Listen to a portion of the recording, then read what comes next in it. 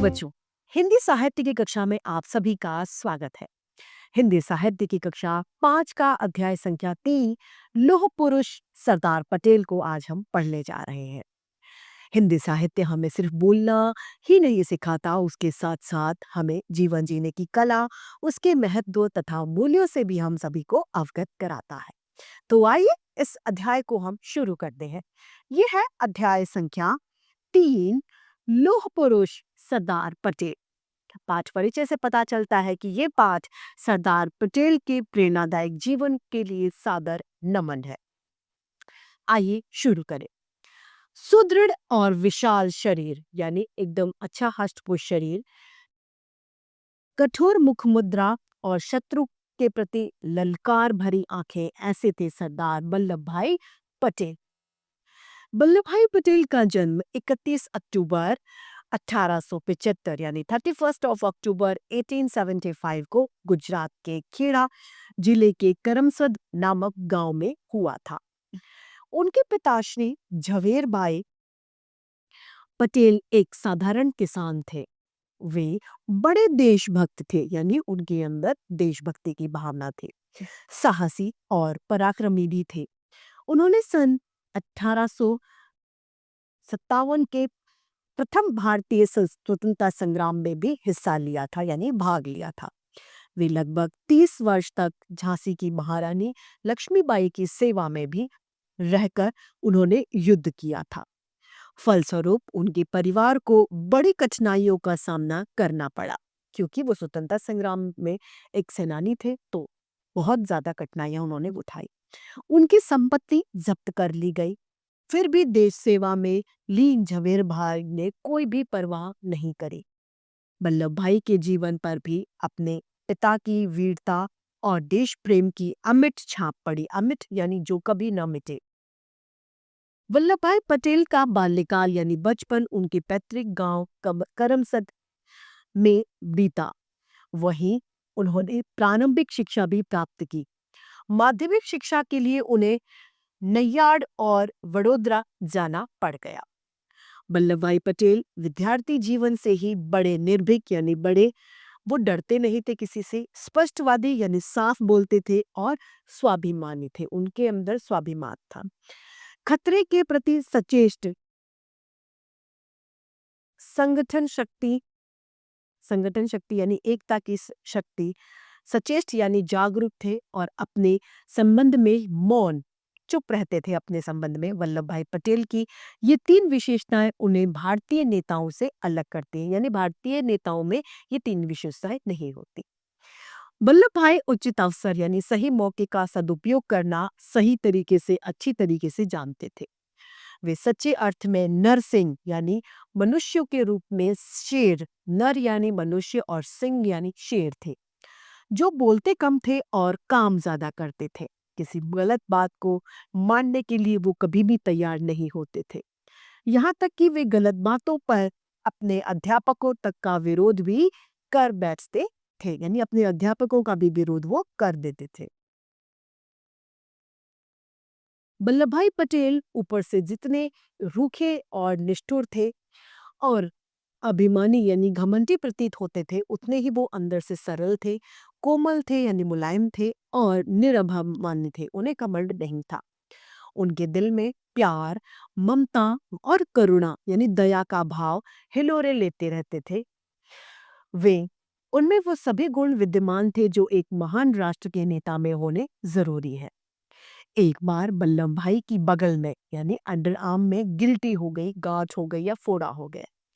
किसी ने उन्हें ये सलाह दी यानी राय दी कि इस गिल्टी को गर्म सलाख से दाग दिया जाए तो यह अच्छी हो जाएगी। यानी गर्म जो लोहे की सरिया होती है उससे अगर आप इसे फोड़ देंगे तो ये ठीक हो जाएगा।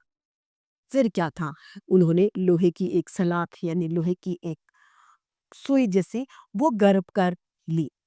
फिर उन्होंने अपने एक दोस्त यानी मित्र से कहा, इसे मेरे फोड़े में दान दो। सुनकर मित्र चकित रह गया, हैरान रह गया। उनके मित्र ने ऐसे करने में असमर्थता प्रकट करी कि मैं ऐसा नहीं कर सकता हूं। तब उन्होंने खुद ही गरम सलाब को उठाया और अपने फोड़ों में लगा लिया। और उनका दोस्त ये घटना देखकर रह गया कि कोई किस तरीके से इस कार्य को कर सकता है, कितना दुख हुआ होगा। और वल्लभ भाई पटेल को मानो जैसे कुछ हुआ ही ना। ऐसे थे वो सहिष्णु सरदार वल्लभ भाई पटेल। पढ़ लिख कर वल्लभ भाई पटेल ने वकालत का पेशा अपनाया, यानी वो वकील बन गए। वो सच्चे मुकदमे लेने वाले और निर्भीक वाले बैरिस्टर थे, यानी वो डरते नहीं थे किसी से भी और सिर्फ सच्चे मुकदमों को लेते थे। एक बार जब वे अदालत में एक मुकदमे की ओर से बहस कर रहे थे, तब उन्हें एक तार मिला, यानी एक समाचार मिला। उन्होंने तार को जेब में रख लिया और अपनी बहस जारी रखी, यानी अपनी जो वकालत का पेशा था वो करते रहे। शाम को 5 बजे अदालत का कार्य जब खत्म हुआ, तो उनके साथियों ने उन्हें याद दिलाया कि तुम्हारा कोई तार आया था, तुम्हारा कोई संदेशा भी आया था।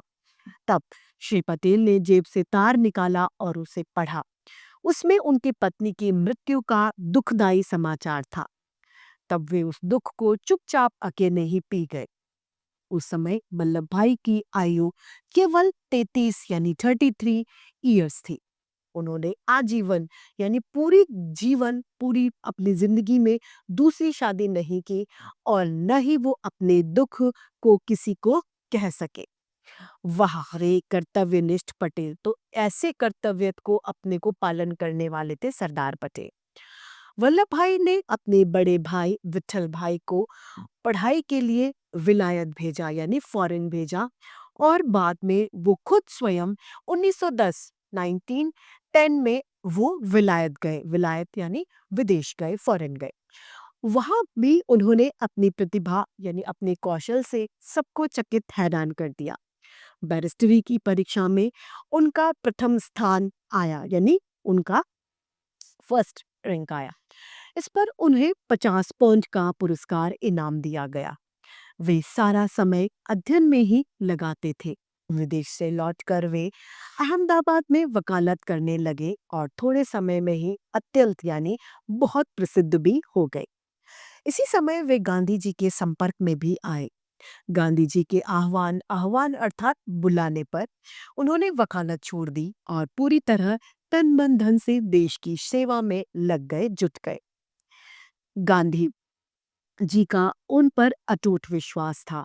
सर्वप्रथम यानी सबसे पहले वल्लभ भाई ने गोधरा में हुए प्रांतीय राजकीय सम्मेलन यानी मीटिंग जो होती है उसमें भाग लिया। गुजरात की बेगार प्रथा को समाप्त करने के लिए एक प्रस्ताव उन्होंने उसमें पास कराया। इस सम्मेलन में पहली बार भारतीय भाषाओं का प्रयोग किया गया। वल्लभ भाई की कोशिशों यानी प्रयासों के फलस्वरूप गैर कानूनी बेगार प्रथा बंद हो गई। वल्लभ भाई पटेल में संगठन की बड़ी अद्भुत शक्ति थी, यानी वो लोगों को एकत्रित यानी जोड़ने में बहुत माहिर थे। उन्होंने नेतृत्व का उनमें विशेष गुण भी था। वल्लभ भाई ने नागपुर में झंडा सत्याग्रह का नेतृत्व किया, यानी वो उसके लीडर थे, नेता थे। इस सत्याग्रह के कारण अंग्रेज सरकार को समझौते के लिए उनके सामने झुकना पड़ा। इस सत्याग्रह के बाद उनका संपूर्ण भारत में वे प्रसिद्ध हो गए, संपूर्ण भारत में उनका नाम रोशन हो गया। कुछ समय बाद अंग्रेज सरकार को एक बार फिर वल्लभ भाई का लोहा मानना पड़ा। गुजरात के बोरसद नामक तालुके यानी तहसील पर 2,40,000 से ज्यादा रुपए का कर कर अर्थात टैक्स लगा दिया गया। इस जाति के विरोध में वल्लभ भाई ने लोगों को कर देने के लिए न देने के लिए संगठित किया अर्थात इकट्ठा किया। जबरन मजबूरन सरकार को कर संबंधी आदेश वापस लेना पड़ गया।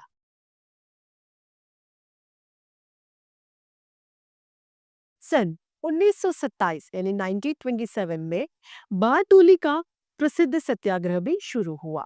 किसानों पर सरकार ने लगान की दर जो रेट थी लगान की वो बढ़ा दी। किसान वल्लभ भाई के पास गए। सरदार वल्लभ भाई ने कहा कि यदि जोखिम उठाना है यानी आपको कोई परेशानी उठानी है तो मैं आपके लिए लड़ सकता हूँ। यदि आप कठिनाइयां उठाने के लिए तैयार हो तो मैं आपके लिए तैयार हूँ। इस तरह उनके नेतृत्व में आंदोलन शुरू हो गया यानी प्रारंभ हो गया। उन्होंने गांव वालों को इस तरह इकट्ठा किया कि लगान मिलना तो दूर, गांव में अंग्रेज अफसरों को भेजना, रिहाइश और आवागमन के साधन यानी आने जाने के साधन भी उन्हें अंग्रेजों को मिलने मुश्किल हो गए। सरकार ने इसके विरुद्ध में बहुत अत्याचार करे, बहुत उन्हें तड़पाया। गरीब किसानों के घरों पे ताले, फौज के जरिए तुड़वाकर सामान उनका जब्त करके माल गुजारी वसूल करने की कोशिश की। लेकिन सरकारी खजाने में एक कौड़ी भी जमा नहीं हो पाई। हजारों लोग जेल गए, उनकी गाय भैंसे जब्त कर ली गई यानी छीन ली गई, लेकिन उन्होंने सिर नहीं झुकाया यानी हार नहीं मानी। यहाँ तक कि जब्त किए गए सामान को उठाने के लिए उन्हें कोई मजदूर भी नहीं मिली। मजदूर भी नहीं मिले तो सोचिए कितनी गजब की एकता होगी उन लोगों में। और जब्त की गई जायदाद की नीलामी में बोली लगाने वाला कोई आदमी भी उन्हें नहीं मिला। महीनों तक ये चलता रहा। आखिर में सरकार को झुकना पड़ा। इसी सफलता के कारण गांधी जी ने वल्लभ भाई पटेल को सरदार की उपाधि दी। तभी से वे सरदार पटेल के नाम से प्रसिद्ध यानी फेमस हो गए। सन 1929 में लाहौर में यानी 1929 में लाहौर में पूर्ण स्वराज की मांग हो गई। सरकार ने इसे नहीं माना। गांधी जी फिर से गांधी जी ने फिर से सत्याग्रह का नारा दिया और 12 मार्च को प्रसिद्ध दांडी यात्रा शुरू कर दी। फिर 6 अप्रैल को नमक कानून तोड़कर नमक सत्याग्रह उन्होंने शुरू किया। सरदार पटेल ने इस सत्याग्रह में भाग लिया। वे गिरफ्तार कर लिए गए और उनको 3 माह की कैद में 500 रुपए जुर्माने की सजा दी। कितने रुपए? 500 रुपए की। सरदार पटेल ने जुर्माना स्वीकार नहीं किया और उसकी जगह पर 3 सप्ताह जेल उन्होंने काटा। भारत छोड़ो आंदोलन के सिलसिले में अगस्त 1942 1942 में वो फिर से गिरफ्तार कर लिए गए। अन्य सभी नेताओं के साथ 15 जून 1945 को वे छोड़े गए। स्वतंत्रता प्राप्ति के लिए अंग्रेज सरकार से समाए यानी बातचीत वार्ताएं शुरू हुई। सरदार पटेल ने भी इसमें भाग लिया। 15 अगस्त 1947 को देश आजाद हुआ, स्वतंत्र हुआ। इसके कुछ महीने पहले गठित हुई अंतरिम सरकार में सरदार पटेल गृह और सूचना तथा प्रसारण विभागों के सदस्य बन गए। बाद में वे भारतीय रियासतों का विभाग उन्होंने संभाल लिया। फिर वे भारत के उप प्रधानमंत्री बने। सरदार पटेल स्वतंत्रता संग्राम के महान सेनानी थे, पर अब उन्होंने स्वयं को एक कुशल प्रशासक भी सिद्ध किया। स्वतंत्रता प्राप्ति के बाद देश के सामने कई समस्याएं भी आईं। सरदार पटेल ने बड़ी सूझबूझ से उन सभी समस्याओं पर काबू पा लिया, कंट्रोल कर लिया। सरदार पटेल को जिस कार्य के लिए हमेशा याद किया जाएगा वह था देशी रियासतों का एकीकरण, यानी उन्होंने जो देशी रियासतें थे उन्हें एक कर दिया था जिनमें आपसी फूट थी। स्वतंत्रता प्राप्ति के समय देश में बहुत छोटे छोटे रियासतें थीं। अंग्रेजों का विचार था कि सभी रियासतें अलग रहे ताकि भारत में अंत तक फूट बनी रहे और वो सभी पर राज्य करते रहे, क्योंकि अंग्रेजों की नीति थी फूट डालो और राज करो। ये सपना सरदार वल्लभ भाई ने उनका तोड़ दिया और उन्होंने रियासतों का एकीकरण शुरू कर दिया। सरदार पटेल ने इस विकट समस्या को अपनी दृढ़ता और सूझबूझ से हल कर दिखाया और लगभग 600 रियासतों को भारतीय संघ का अटूट अंग बनाकर भारत के मानचित्र को नया स्वरूप उन्होंने प्रदान कर दिया। संपूर्ण भारत में एकता स्थापित हो गई, इसीलिए उन्हें भारत का लौह पुरुष यानी लोहे का मनुष्य भी कहते हैं। सरदार पटेल की सफलता का मूल मंत्र था कर्तव्य पालन। क्या था? कर्तव्य पालन और कठोर अनुशासन। अपने 75वें जन्म दिवस पर उन्होंने राष्ट्र को संदेश दिया था कि उत्पादन बढ़ाओ, यानी अपने देश में उत्पादन क्षमता को बढ़ाओ, खर्च घटाओ, अपने जो खर्चे हैं उनको कम करो तथा अपव्यय यानी जो एक्स्ट्रा खर्चे हैं जिनकी जरूरत नहीं है वो अपव्यय आप बिल्कुल ना करें। भारत का यह अमर सेनानी 15 दिसंबर 1950 को हमसे विदा हो गया, अर्थात 15 दिसंबर 1950 की उनकी मृत्यु हो। भारत के इतिहास में उनका नाम सदा स्वर्ण अक्षरों में यानी सोने के अक्षरों में लिखा रहेगा।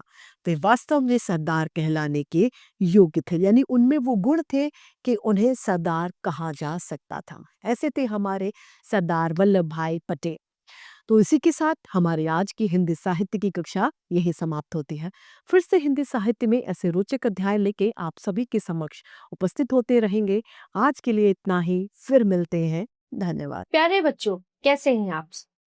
आज हम पाठ 3 लौह पुरुष सरदार पटेल पाठ का अभ्यास कार्य करेंगे। तो आइए शुरू करते हैं बहुविकल्पीय प्रश्न से। पहला प्रश्न है, वल्लभ भाई पटेल का जन्म कब हुआ? 31 अक्टूबर 1875 को। हमारा देश कब आजाद हुआ? 15 अगस्त 1947 को। सरदार वल्लभ भाई को सरदार की उपाधि किसने दी? गांधी जी ने। अगला प्रश्न है, पूर्ण साम्राज्य की मांग कब की गई? सन 1929 में। अब आते हैं लिखित ज्ञान रिक्त स्थान भरिए। पहला प्रश्न है, बारदोली का सत्याग्रह आंदोलन सन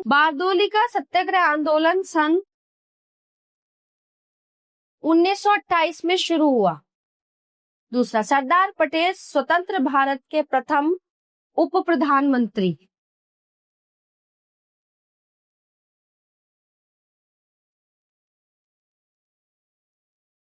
प्रधानमंत्री बने। प्रधानमंत्री और उप प्रधानमंत्री और गृह मंत्री भी थे। सरदार पटेल के पिता का नाम क्या था? झवेर भाई पटेल। उनके पिता का नाम झवेर भाई पटेल था। सरदार पटेल की मृत्यु 15 दिसंबर 1950 में हुई। इतिहास में उनका नाम सदा स्वर्ण अक्षरों में लिखा रहेगा।